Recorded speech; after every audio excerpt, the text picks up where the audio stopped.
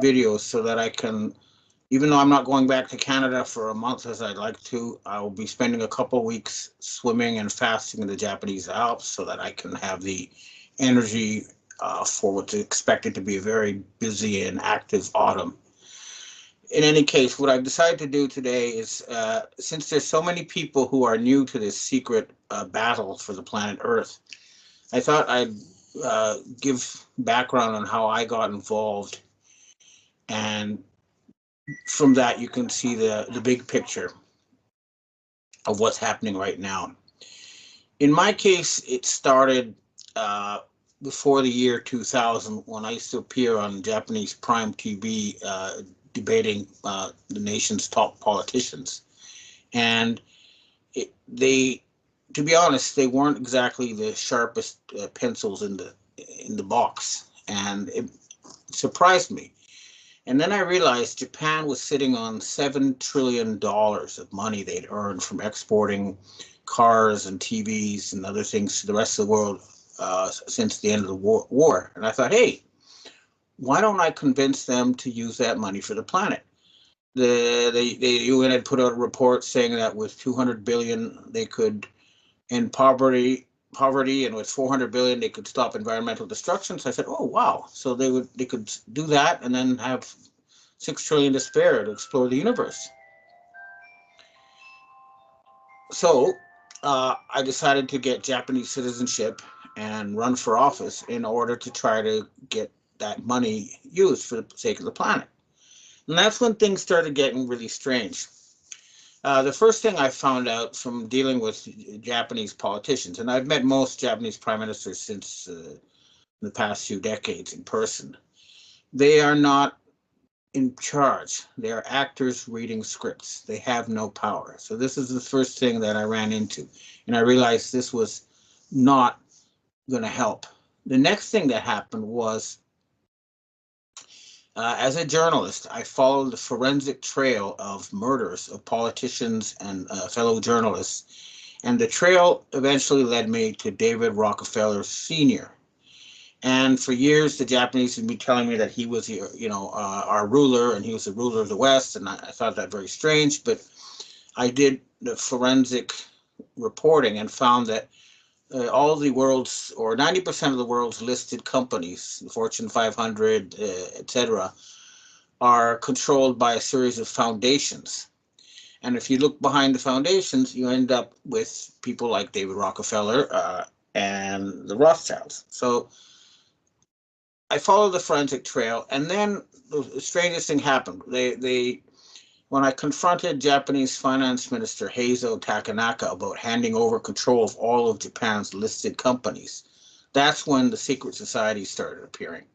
First, Takanaka sent a self-described assassin to me. He had offered me the job of Finance Minister of Japan and great wealth if I would go along with a plan to kill 90% of humanity. And I have this on tape as evidence. And he was sent by Henry Kissinger, and behind him was David Rockefeller Sr. Then I ran into Asian secret societies who, offered me protection, and this story has been out there a lot, so I won't get too much into that. But what I learned is that there was a secret war for control of the planet has been raging for millennia, but more importantly, since the end of World War II, there's a few big events that people need to understand to be able to see what's happening right now. The first was that at the end of World War II, at the Bretton Woods Conference in 1944, the victors of World War II, that was United States, England, France, and China, were given a 50-year mandate to control the world's financial system. The problem was they were given a lot of gold by Asian royals to back up the dollar, which was the de facto world currency. But what happened was the controllers of the G7, the people I now call the Khazarian Mafia, did not keep their promise and develop the whole world. They only developed countries they controlled. So they were cut off their gold, and an attempt was made by President Kennedy to take away their control of the Federal Reserve Board by using a gold-backed dollar in conjunction with President Sukarno of Indonesia. And, then there was the big Kennedy assassination. Uh, and then, the United States was cut off gold. So the next big jump was the 1971 or 72 Nixon shock, where they stopped trading the dollar for oil, gold, and switched to oil. Now we fast forward to 1994. That's when the 50-year mandate of the Bretton Woods ran out, and basically that's what was the real reason for the collapse of the Soviet Union. And at this point, the United States decided, hey, we don't have to hand over anything. We're just going to keep control. And they planned to have a one world government controlled by a member of the Khazarian mafia. And to do this, they were going to try to start World War III. This is what I ran into personally. So now we jump forward to 9/11. And what happened there was basically the Chinese government in Taiwan, the Kuomintang, and the Chinese royals asked for the Americans to give back the gold they lent them 6 years previously.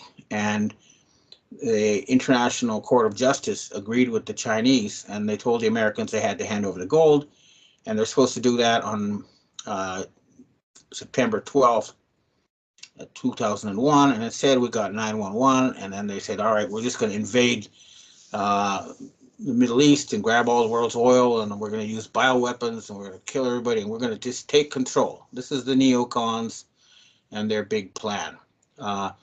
So this takes us up to around 2008, which is when the Asian secret societies cut off the dollars to the United States, stopped accepting petrodollars, and this caused the Lehman shock. And what happened then? And then at this point I was I was involved in the negotiations.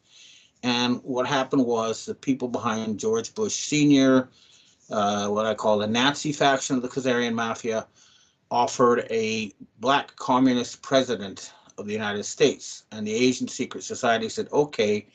And they handed over 700 tons of gold, which was then multiplied by 1,000 to issue gold-backed bonds, and that created $23 trillion that kept the whole U.S. corporate government show going until the end of the Trump presidency, at which point it ran out.